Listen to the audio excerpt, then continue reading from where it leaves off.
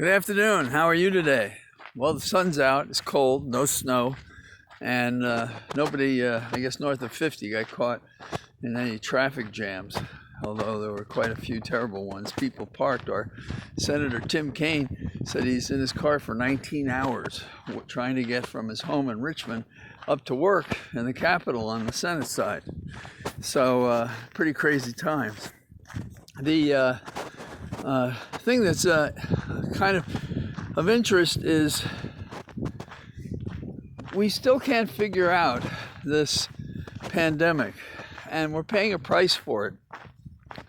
To be divided over a fiction versus a fact is a quite startling thing.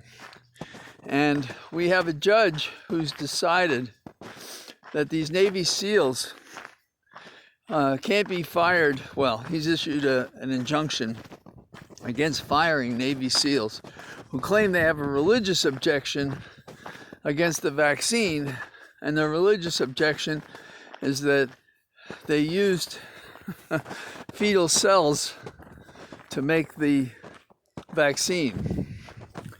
And the court apparently thinks that that should be enjoined. You know, it's interesting, in 1918, among the big spreaders of that epidemic were among the military, on ships, Navy, and they became big spreaders through the community at large. And I believe it was Philadelphia, you may remember from reading about it, had a large bond rally that caused many to die.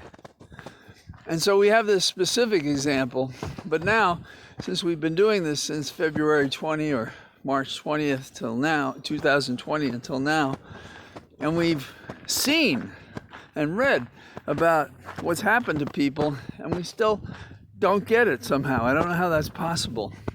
There's a Deputy DA, Kelly Earnby, 46 years old, and she went out there and she was fighting against compelling people to take the vaccine and so forth.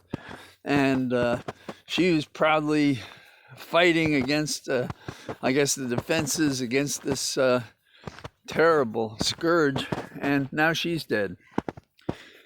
It's just amazing to me. And she compared being forced to take the vaccine to the 60s, when she thought people were forced to accept socialism.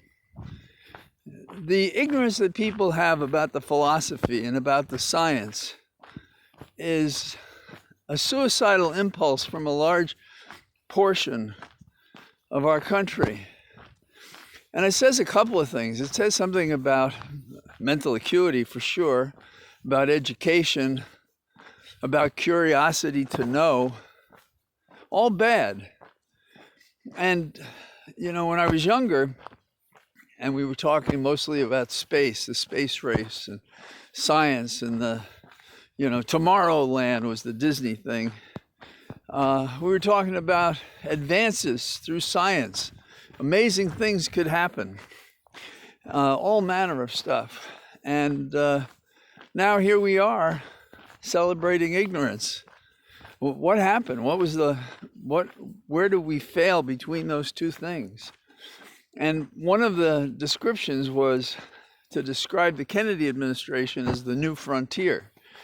And we had this notion that our frontier spirit is what gave us the rugged individualism, the can-do attitude that we have. And I think we had it in the 60s. And presently, we seem not to have it. People are afraid to try anything. In this category, let's go back to the Hill. Schumer is not going to go forward with the social stimulus bill now.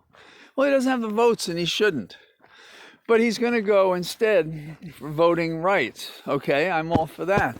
But is the blockage similar or the same? That is to say, if we can't get past cloture, we don't get to change the voting law.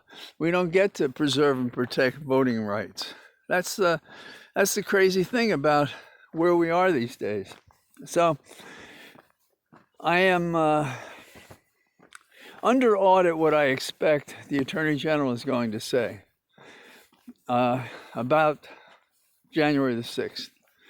I would like to be surprised. I would like somebody to say we're going to prosecute or investigate or appoint a special prosecutor.